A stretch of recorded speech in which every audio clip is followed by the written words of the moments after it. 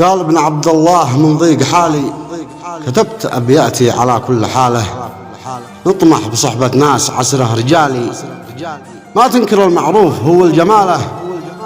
لكن أسف ما فيه نطمح خيالي، مش كل ما تمنيت يا أخي تناله، ما من رفاقي يا زماني بقالي،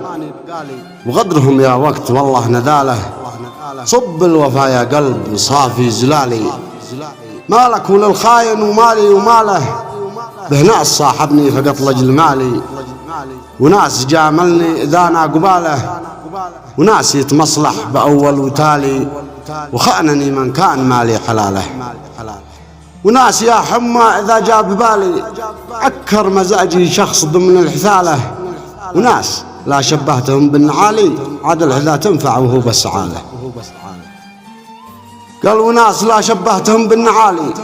عاد الحذا تنفع وهو بس عاله، بسري معك يا شاص جوي صفالي،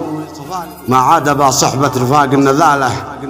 ادعس في الرمضة وحرر مالي، ما دام ذي بالبر يسري لحاله، خلاص يكفي منهم ما جرالي، تعبت ساير وقت زاد الثقاله، بنسى لصحبتهم ولا نام بالي، خسرني اللي كنت انا راس ماله، بالغدر يرخص كل من كان غالي، ويذل كل انسان خاين فعاله، العز نحيا كاسبين المعالي، عيش الكرامة بإذن ربي ناله.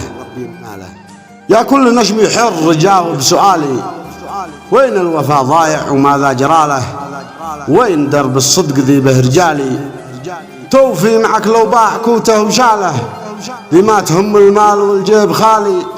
عهد الوفا والله وماتت رجاله، ما دام حال الناس دايم محالي، والحال يتغير ولازم زواله،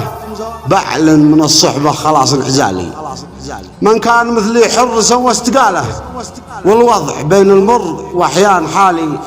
من معدن الرجال بانت فعاله، والجيد كم جهده ذا الوقت مالي، يصبر على الميلات فوق احتماله،